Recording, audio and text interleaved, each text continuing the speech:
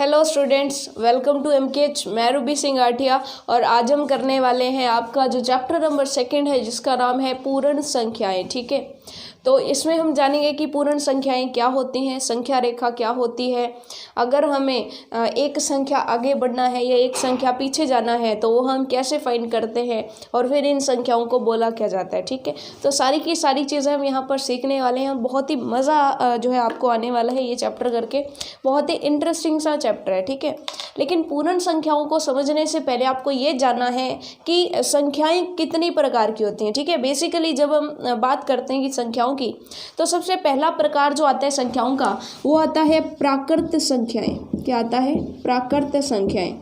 तो आपको पता होना चाहिए कि ऐसी संख्याएं जिनका प्रयोग हम प्रकृति के अंदर किसी भी वस्तु को गिनने के लिए करते हैं। ठीक है, जब भी आप किसी चीज़ की गिनती करते हो, ठीक है, आपके पास कितने पेन है, मान लीजिए मैंने आपको कहा कि आपके पास कितने पेन है। ठीक है, सो आप गिनना शुरू कर दोगे 1 2 3 4 5 6। ठीक है, आपके पास जितने भी पेन है। तो इस तरह से प्रकृति के अंदर जो भी संख्याएं जिनका हम किसी चीज़ को गिनने के लिए उपयोग करते हैं, ठीक है, तो उन संख्याओं को क्या बोला जाता है? प्राकृत संख्याएं। ठीक है, अब प्राकृत संख्याएं हैं तो गिनना हम कहाँ से शुरू करते हैं? आप किसी भी चीज़ को गिनिए, पेड़ों को गिनना शुरू कीजिए। कैसे करेंगे? 1 2 3 4। ठीक है, तो यहाँ पर जब भी हम किसी चीज़ को गिनना शुरू करते हैं तो संख्या कहाँ से शुरू होती है? संख्या हमारी शुरू होती है 1 से, उसके बाद 1 2 3, उसके बाद चलती जाती है डैश डैश, यानी कि कहीं तक भी वो जाती है। ठीक है, तो ये जो संख्याएं होती है उनको प्राकृत संख्याएं बोला जाता है। तो आपने देखा कि प्राकृत संख्याओं के अंदर एक संख्या नहीं आ रही, तो वो कौन सी संख्या थी? तो आप कह देंगे वो संख्या है 0, वो अंक है 0। 0 प्राकृत संख्या के अंदर नहीं आता है। ठीक है, क्योंकि जब भी हम प्रकृति के अंदर किसी चीज़ को गिनना शुरू करते हैं तो हम 0 से गिनना शुरू करते हैं। क्या 0 1 2 3 नहीं, हम पेड़ों को 1 2 3 सीधा गिनना शुरू कर देते हैं। ठीक है, तो वैसे ही दूसरे प्रकार की जो संख्याएं आती हैं वो है पूर्ण संख्याएं। ठीक है, वो है पूर्ण संख्याएं।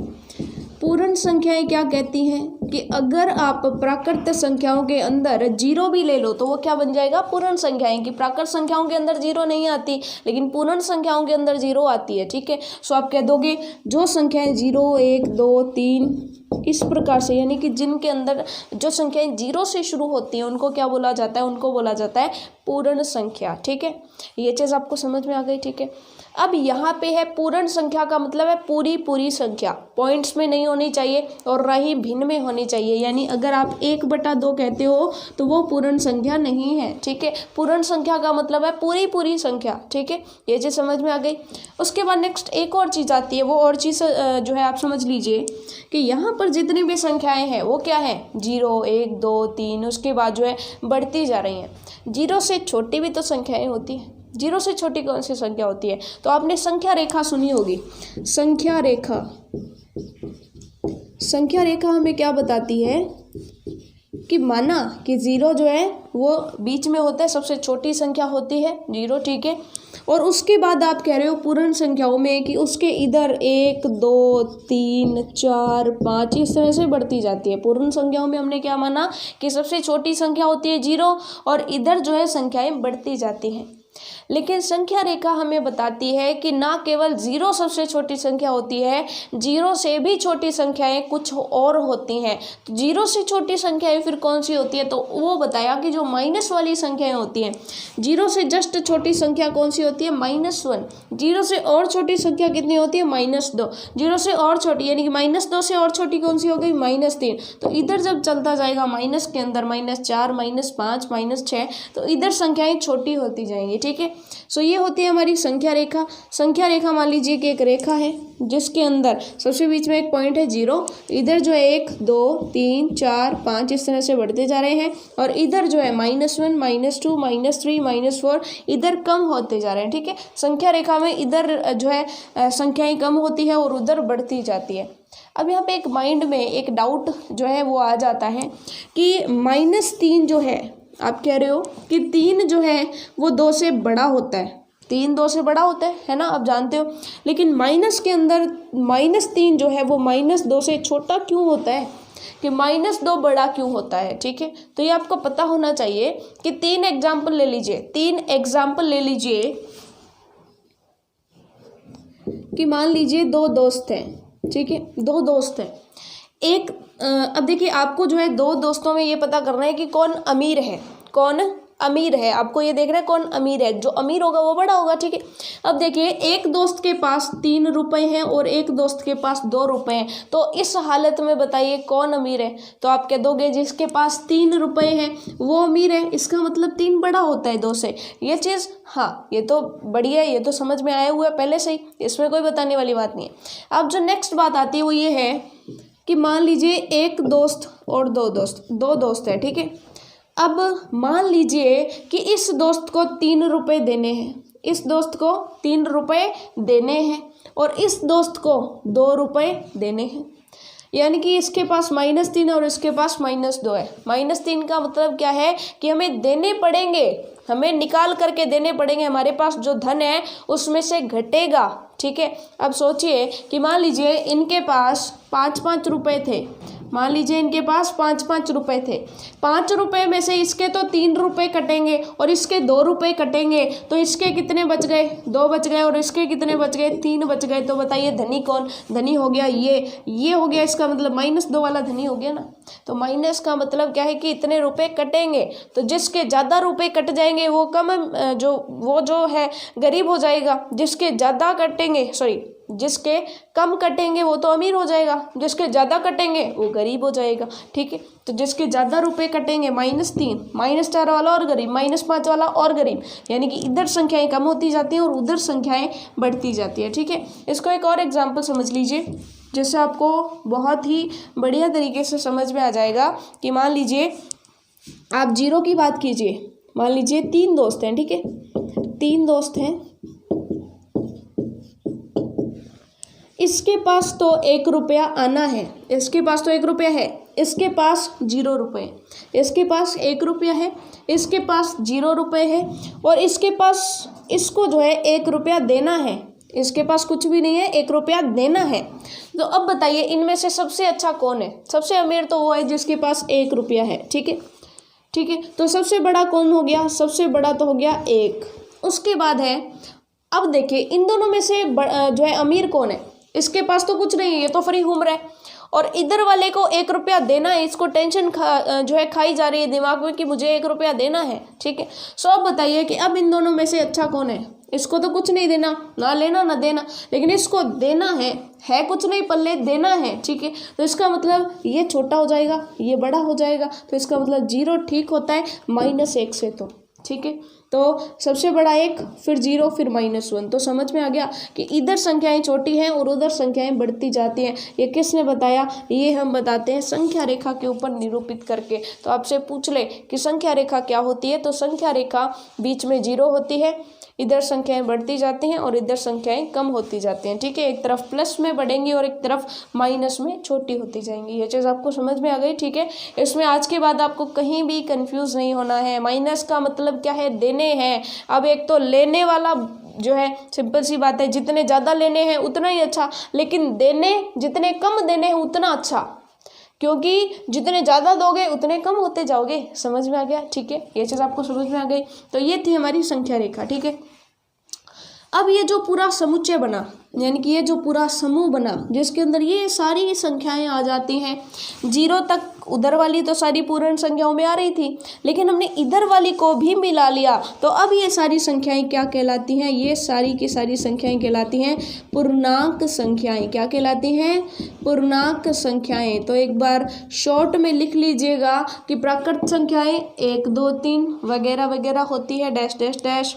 पूर्ण संख्याएं 0 से लेकर के शुरू होती हैं, आगे तक जाती हैं, और पूर्णांक जो संख्याएं हैं, पूर्णांक संख्याएं बीच में 0, इधर भी बढ़ेंगी और इधर माइनस में बढ़ेंगी। इधर माइनस में बढ़ रही है ना, -1, -2, -3, -4, इस तरह से इधर माइनस में बढ़ेगी और इधर प्लस में बढ़ेगी। संख्याएं समझ आ गई, ठीक है।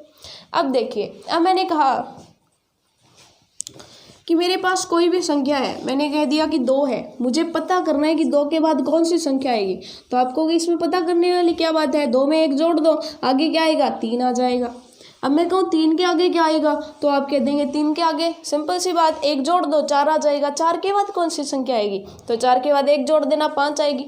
यानी कि अगर आपके पास एक कोई भी पूर्ण संख्याओं की बात करें बेसिकली, तो पूर्ण संख्याओं के अंदर अगर आपने पता करना है कि बाद में कौन सी संख्या आएगी, जैसे मैंने कहा 15 के बाद में कौन सी संख्या आएगी, तो उसको कहते हैं 15 का परवर्ती। क्या बोला जाता है? 15 का परवर्ती, यानी जस्ट आगे वाली संख्या।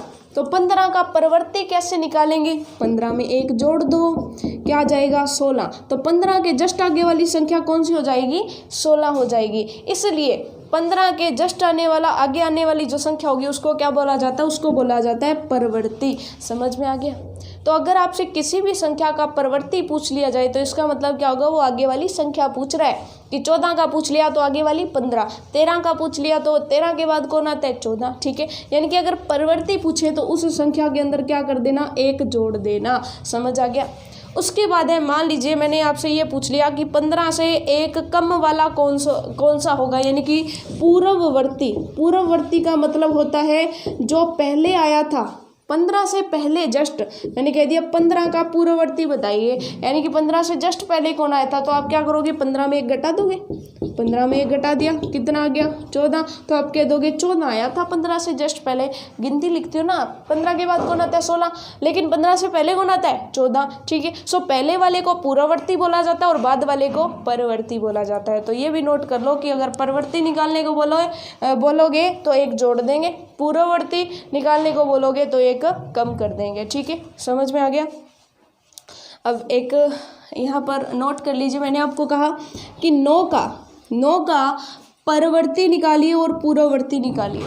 तो 9 के अंदर 1 जोड़ दोगे तो 10 आ जाएगा, वो हो जाएगा इसका परवर्ती। और पूर्ववर्ती करने के लिए 9 में 1 घटा दोगे, 9 माइनस 1 क्या आ गया? 8। तो 8 हो जाएगा इसका पूर्ववर्ती। समझ आ गया? ठीक है, अब देखिए सारे के सारे लगभग कंसेप्ट्स तो हमें समझ में आ गए। ठीक है, अब किसी संख्या का, कोई संख्या छोटी है या बड़ी है, उसका कैसे पता लगाएंगे। ठीक है, ये सारे के सारे हम देखते हैं क्वेश्चंस के साथ। तो देखते हैं कि इस प्रश्नावली के अंदर कैसे कैसे क्वेश्चंस हमसे पूछे जा रहे हैं। ठीक है, ओके स्टूडेंट्स, सो देखिए क्वेश्चंस को, बहुत ही सिंपल से और इजी से क्वेश्चन है। ठीक है, आपको मज़ा आ जाएगा आज की प्रश्नावली करके। या तो आपको 1 जोड़ के आगे वाली संख्या निकालनी होगी या फिर 1 घटा के पीछे वाली संख्या निकालनी होगी।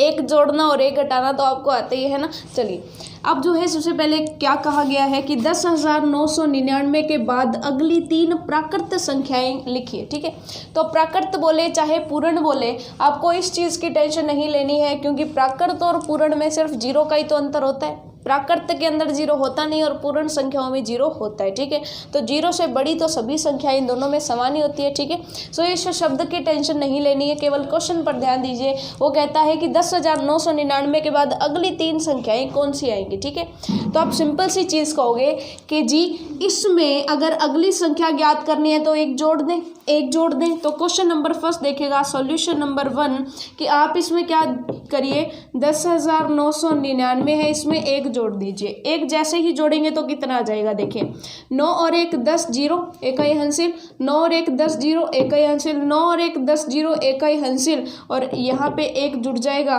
तो 1 क्या आ जाएगा? यहाँ पे आ जाएगा 1, क्योंकि यहाँ पे हासिल जाएगी, और 1 आगे पड़ा है तो कितना आ गया? 11,000 आ गया। अब देखिए 10,999 में 1 रुपया जोड़ दिया तो 11,000 रुपये हो जाते हैं ना, हो जाते हैं। ठीक है, अब आपसे पूछा है कि और आगे की 3 और ज्ञात करनी है, तो इसमें ये तो हो गई पहली। ठीक है, पहली ज्ञात कर ली, उसके बाद जो है और आगे की दूसरी, तो क्या करो, 11,000 में 1 जोड़ दो, कितना आ जाएगा? 11,001 रुपये आ जाएगा। ठीक है, रुपए की बात नहीं हो रही है, संख्याएं हो रही है, तो सिंपल। ठीक है, चलिए 11,001 है, उसमें +1 कर दो तो क्या आ जाएगा? 11,002 आ जाएगा। ठीक है, 11,002। तो ये आगे वाली 3 संख्याएं हो गई, 11,000, 11,001, 11,002, है ना। सिंपल कि 1 जोड़ना है और आगे वाली संख्या आ जाएगी। ठीक है, उसके बाद देखिए 10,001 से ठीक पहले आने वाली 3 पूर्ण संख्याएं, इसमें क्या करोगे? 1 घटा दोगे। ठीक है, सो 10,001 में से 1 घटाया, 10,000 आ गया। 10,000 में से 1 और घटाओगे तो 999 आ जाएगा, सॉरी 9,000, 10,000 है तो 9,999 आ जाएगा। 1 और घटा दोगे तो 9,998 आ जाएगा। समझ में आ गया, है ना। सिंपल, तो यही आपको करना है। इसमें से 3 बार -1 कर दीजिएगा। ठीक है, 10,001 है, इसमें से -1 करोगे तो कितना आ जाएगा? 10,000 आ गया। ये तो आ गई पहली संख्या। 10,000 से जस्ट पहले कौन आएगी? तो 10,000 में से -1 कर दो, कितना आ जाएगा 9,999। अब एक और पहले वाली निकालनी है, तो 9,999 से जस्ट पहले वाली कौन सी हो जाएगी, 9,999 -1 यानी कि 9,998। ठीक है, तो ये संख्याएं हो गई 3 कि 9,998, 9,999, 10,000 और 10,001, ये 3 संख्याएं हो गई। ठीक है, इसके आगे आने वाली, ठीक है, पहले आने वाली। तो ये दोनों क्वेश्चंस हो गए। उसके बाद देखिए सबसे छोटी पूर्ण संख्या कौन सी होती है। पूर्ण संख्याएं कहाँ से शुरू होती हैं, 0, 1, 2, 3 यहाँ से शुरू होती हैं। तो जहाँ से शुरू होती हैं वही तो सबसे छोटी संख्या होगी। तो सबसे छोटी पूर्ण संख्या कौन सी होती है, आप कह दोगे बिल्कुल सिंपल 0 होती है। ठीक है, 0 0 होती है। ठीक है, तो उसके बाद है क्वेश्चन नंबर 3 क्या कहता है कि 32 और 53 के बीच में कितनी पूर्ण संख्याएं हैं। सॉरी, बिल्कुल सही है, 32 व 53 के बीच में कितनी पूर्ण संख्याएं हैं। ठीक है, उन्होंने क्या बोला कि 32 और 53 के बीच में कितनी संख्याएं आती हैं। तो सिंपल क्या करोगे, 32 से 53 तक गिनती लिख लीजिए। 32, 33, 34, 35, 36, 37, 38, 39, 40, 41, 42, 43, 44, 45, 46, 47, 48, 49, 50, 51, 52 एंड 53। आपसे पूछा है कि 53 और 32 के बीच में कितनी संख्याएं आ रही है, तो गिन के बता दो जी कितनी आ रही है। 1, 2, 3, 4, 5, 6, 7, 8, 9, 10, 11, 12, 13, 14, 15, 16, 17, 18, 19, 20। तो आप कह दोगे इन दोनों के बीच में कितनी संख्याएं, पूर्ण संख्याएं आ रही हैं, गिन करके बता दोगे या नहीं। तो बिल्कुल सिंपल सा क्वेश्चन है कि आप बता दोगे कि इनके बीच में 20 पूर्ण संख्याएं आ रही हैं, और हम तो ये भी बता रहे हैं कि कौन कौन सी आ रही हैं। तो ये तो बहुत ही सिंपल है। चलिए, अब उसके बाद है कि परवर्ती पूछा है। परवर्ती का मतलब जस्ट एक आगे वाली। ठीक है, आगे वाली का मतलब क्या है, एक जोड़ना है, तो इसमें एक जोड़ोगे तो आगे वाली संख्या आ जाएगी, इसमें एक जोड़ोगे तो आगे वाली संख्या। तो ये क्वेश्चन आपका होमवर्क रहेगा।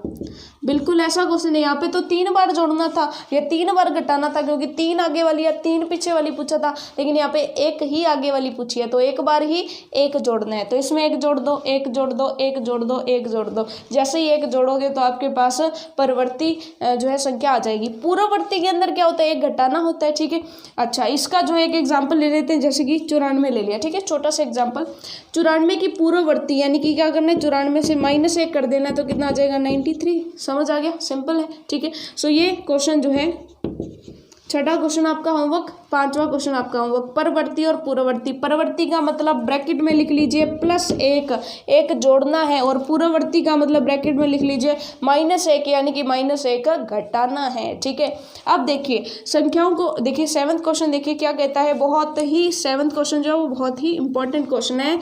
और 7वां क्वेश्चन करने से पहले एक चीज़ ध्यान से सुन लीजिए, एक चीज़ ध्यान से सुन लीजिए। मैंने अगर आपको कहा कि 2 बड़ा है कि 20, मैंने कहा 2 बड़ा है कि 20, एक तो आपको 2 रुपये दे, एक आपको 20 रुपये दे, कौन सा लोगे, 20 लोगे ना। क्यों लोगे, क्योंकि 20 जो है वो बड़ा होता है। ठीक है, 20 बड़ा होता है। तो किस वजह से बड़ा होता है, तो आप कह दोगे कि जी सिंपल सी बात है, जिस संख्या में जितने ज़्यादा अंक होते हैं वो संख्या उतनी ही बड़ी होती है। ठीक है, एक तो आप 2 लिख दें, 20 लिख दें, 200 लिख दें, 2000 लिख दें। तो देखिए कोई भी संख्या बड़ी कौन सी होगी, जिसमें ज़्यादा अंक आ रहे हैं। इसमें 1 अंक है, इसमें 2 अंक है, इसमें 3 अंक है, इसमें 1, 2, 3, 4 अंक है। तो जितने ज़्यादा अंक जिस संख्या में आएंगे वो संख्या उतनी ही बड़ी होगी। अगर आपको 2 संख्याओं को दे दिया जाए और आपसे पूछा जाए कि बताओ इनमें से कौन सी बड़ी है, तो पहली चीज़ आपको क्या करनी है, उनके अंकों की संख्या देखनी है कि किस में अंकों की संख्या ज़्यादा है, किस में अंक ज़्यादा है। ठीक है, अगर किसी में 3 अंक है और किसी में 4 अंक है तो 4 अंक वाली बड़ी हो जाएगी। समझ में आ गया। ठीक है, जैसे फॉर एग्जांपल मैंने आपको कहा 34 बड़ी है कि 340, आप क्या कहोगे, इसमें तो 1 और 2 ही अंक है, इसमें 1, 2, 3 अंक आ गए, इसका मतलब ये बड़ी है। ठीक है, और जब भी बड़ा या छोटा लिखना होता है तो एक निशान होता है हमारे पास ये वाला। इस निशान के अंदर क्या खास बात होती है कि इसका मुंह उस तरफ खुलता है जो बड़ा हो। ठीक है, अब बड़ा कौन सा, बड़ा ये वाला, तो निशान का मुंह इस तरफ खुलेगा। समझ में आ गया, मुंह उस तरफ खुलेगा जो बड़ा। ठीक है, जो बड़ा उसकी तरफ मुंह खुलेगा। ठीक है, अब देखिए उसके बाद मैंने आपको कहा कि 246 बड़ा कि 24 बड़ा, 246 बड़ा कि 24 बड़ा, तो आप कह दोगे मुंह इधर खोलना है क्योंकि बड़ा ये कैसे बड़ा हुआ, क्योंकि इसमें 1 2 3 अंक है और इसमें 1 2 अंक है। समझ आ गया, ठीक है। इसके अंदर 2 ही अंक है और इसके अंदर 3 अंक है, ठीक है। अब मान लीजिए मैंने अंकों की संख्या में कोई डिफरेंस रखा ही नहीं, मैंने आपको दोनों संख्याओं में 3 अंक ही दे दिए, ठीक है। जैसे फॉर एग्जांपल मैंने आपको कहा एक तो 200, एक 300। अब इसमें भी 3 अंक है, इसमें भी 3 अंक है, तो इसमें छोटा बड़ा नहीं छांट सकते क्या? आप कहोगे बिल्कुल छांट सकते हैं। कैसे छांट सकते हैं? तो आप कह दोगे कि इधर से लग जाओ, किधर से? बाई साइड से। बाई साइड से चलो, बाई साइड से चलोगे तो जो पहला अंक आ रहा है वो देखो, पहला अंक आ रहा है वो देखो, जिसका पहला अंक बड़ा वो बड़ा। तो 300 में 3 है और 200 में 2 है, तो 3 बड़ा के 2 आप कह दोगे 3 बड़ा, यानी कि ये बड़ा हो जाएगा, ठीक है। अब यहाँ भी उलझोगे आप, यहाँ पे भी उलझ जाओगे। अगर मैंने आपको कह दिया चलिए एक तो 364 दे दिया, एक 354 दे दिया, अब बताओ कौन सा बड़ा? तो आप कह दोगे इधर से चलो, इधर से चलो, इसमें भी 3 अंक, इसमें भी 3 अंक, इसमें भी पहला 3, इसमें भी पहला 3। तो कैसे बताएं? तो सिंपल सी बात है, अगर इधर से चलना है, पहले से नहीं पता चल रहा तो दूसरे पे आ जाओ। दूसरे पे जैसे आओगे, यहाँ पे तो 6 है, यहाँ पे 5 है, कौन सा बड़ा? तो आप कह दोगे 6 बड़ा। 6 बड़ा तो ये संख्या बड़ी हो जाएगी। यानी कि एक चीज़ समझ में आई। सबसे पहले कोई भी 2 संख्याएं हैं, उनके अंदर अंक गिनो कि किस में ज़्यादा अंक है। जिसमें ज़्यादा अंक होंगे वो संख्या बड़ी हो जाएगी, ठीक है। अगर अंक समान आ गए तो क्या करो? बाई साइड से चलो, सबसे आगे से। सबसे आगे देखो कि कौन सी संख्या में बड़ा अंक है। अगर पहला अंक दोनों का सेम ही है, मान लो 3 3 ही आ गया, तो क्या करो? दूसरे अंक पर देख लो। मान लो दूसरा भी सेम आ गया तो तीसरा देख लो, तीसरा भी सेम आ गया तो चौथा देख लो। अगर चौथा जिसका बड़ा होगा वो संख्या बड़ी होगी, ठीक है। ये चीज़ समझ में आ गई। इसका एक लास्ट एग्जाम्पल मैं आपको दे दूँ ताकि आपको अच्छे से समझ में आ जाए। मैंने आपको दे दिया 3465 और मैंने दे दिया 3466। कौन सी बड़ी होगी? इसमें भी 4 अंक, इसमें भी 4 अंक, नहीं पता चल रहा। इसमें भी पहला 3, इसमें भी पहला 3, पहले से नहीं पता चल रहा। दूसरा, इसमें भी 4, इसमें भी 4, दूसरे से भी नहीं पता चल रहा।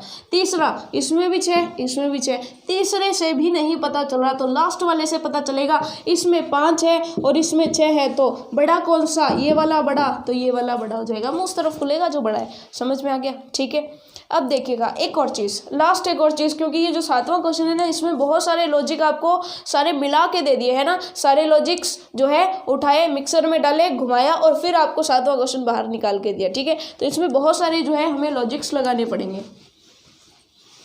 अब देखिए, वो हमें कहता है कि संख्या रेखा जानते हो आप? बिल्कुल जानते हैं। संख्या रेखा के अंदर क्या होता है? बीच में 0 होता है, इधर 1 2 3 और इधर -1 -2 -3, ठीक है।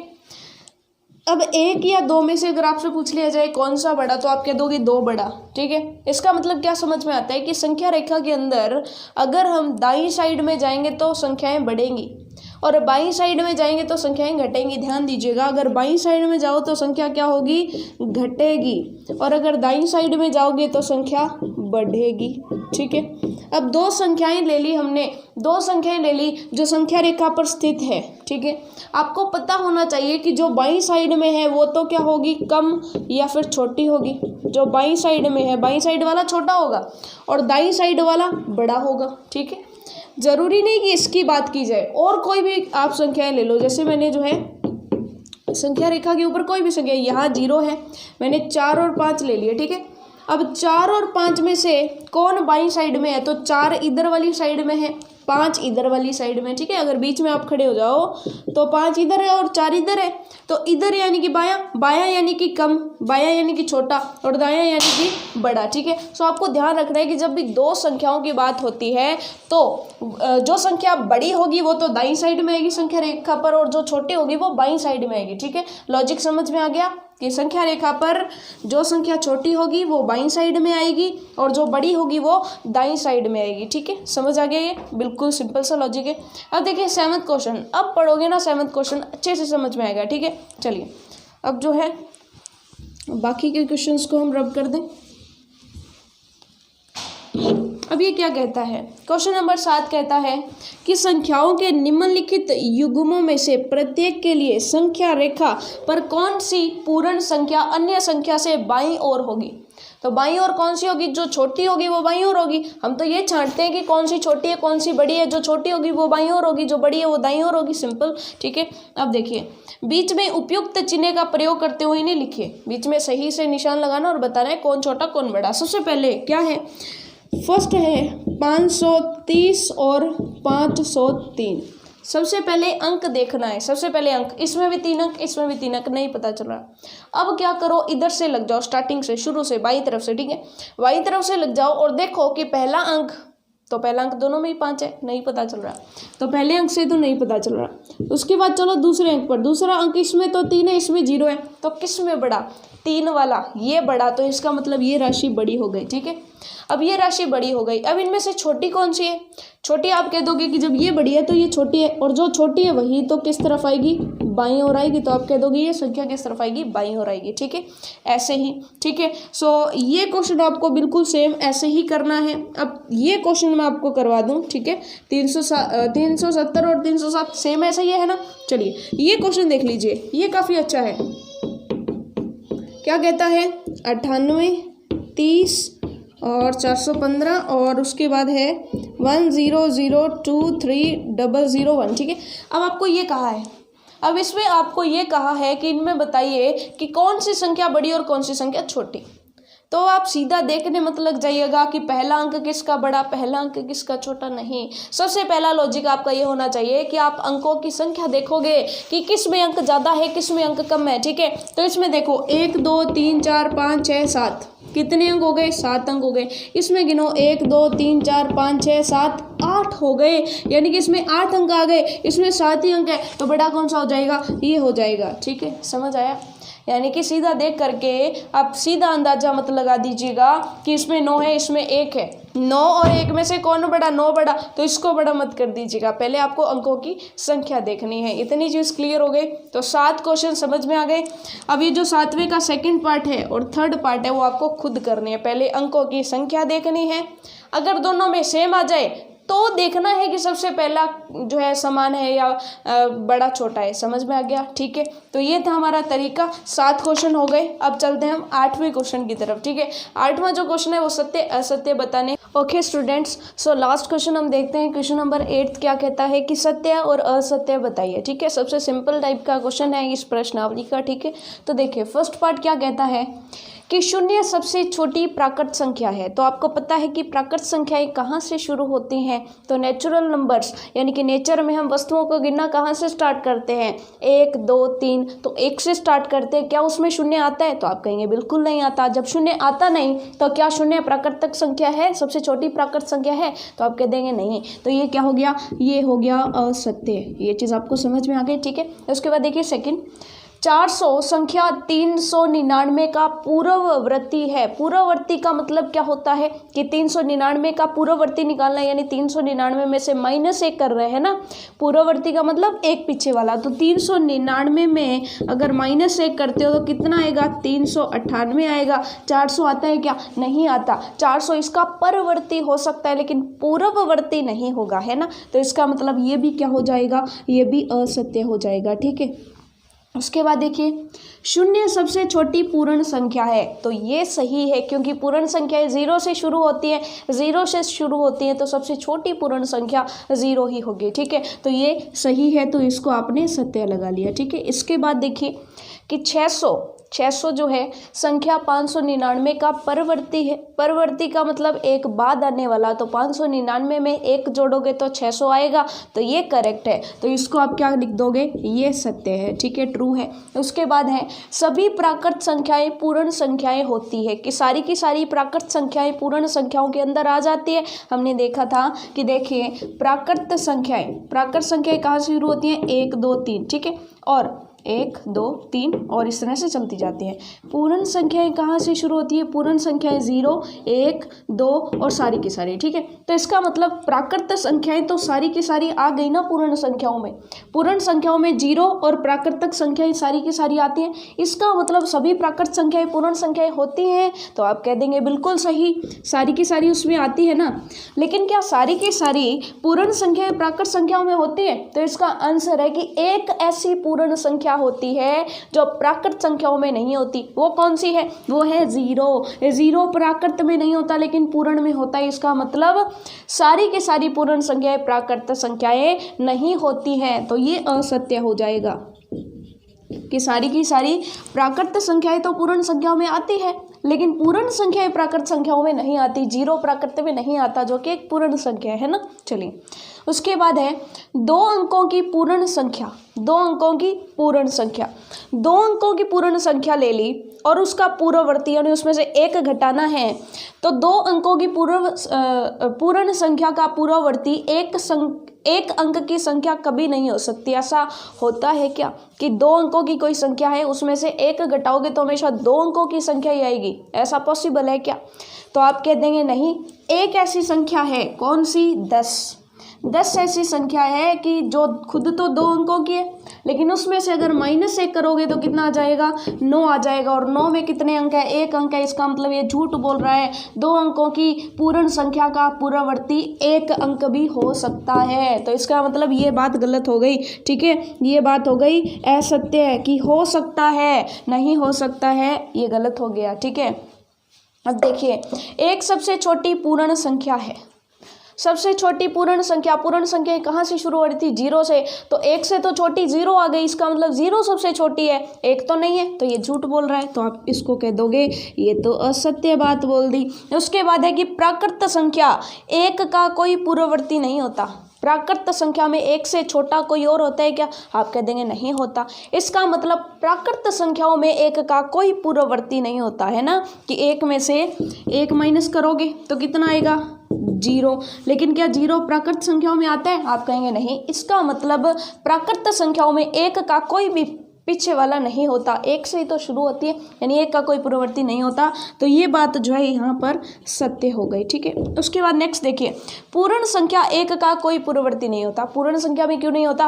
1 - 1 करोगे 0। 0 पूर्ण संख्याओं में आता है ना, आता है। तो इसका मतलब 1 का पूर्ववर्ती होता है किस में? पूर्ण संख्याओं में। इसका मतलब ये क्या बोल रहा है? ये झूठ बोल रहा है, असत्य बोल रहा है। ठीक है, उसके बाद लास्ट देखिए, पूर्ण संख्या 13 जो है संख्याओं 11 और 12 के बीच में स्थित होती है। ऐसा होता है क्या?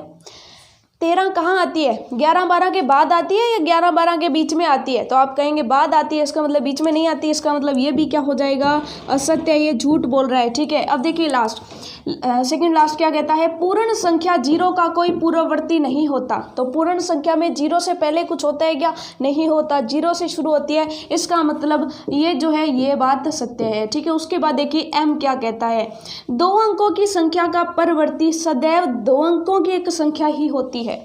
ये कहते हैं कि ठीक है, मान लिया कि 10 में से अगर 1 घटाओगे तो 9 आ जाएगा। इसका मतलब 10 का पूर्ववर्ती तो 9 हो सकता है, यानी कि 10 कोई भी 2 अंकों की संख्या है उसका पूर्ववर्ती तो 1 अंक का हो सकता है। लेकिन अगर कोई 2 अंकों की संख्या है उसमें 1 जोड़ोगे तो हमेशा ही 2 अंकों की संख्या आएगी। तो आप कह दोगे ये भी पॉसिबल नहीं है। क्यों पॉसिबल नहीं है? क्योंकि 99 में जो कि खुद एक कौन सी है? 2 अंकों की संख्या है, उसमें जब 1 जोड़ोगे तो कितना आएगा? 100। और 100 में बताओ कितने अंक है? 1 2 3 अंक है ना। इसका मतलब ये भी गलत है कि 2 अंकों की संख्या का परवर्ती यानी आगे आने वाला सदैव 2 अंकों की एक संख्या होगी, पॉसिबल नहीं है। 99 में ऐसा होता है कि उसका परवर्ती निकालें तो वो 100 होता है, यानी कि 3 अंकों की संख्या आती है। तो आप कह देंगे ये क्या हो जाएगा? असत्य। ये चीज़ आपको समझ में आ गई? तो ये लीजिए आपकी जो प्रश्नावली है, प्रश्नावली 2.1 वो कंप्लीट हो चुकी है। इसी के साथ जो है मिलेंगे नेक्स्ट क्लास में। तब तक के लिए all the best for your self studies.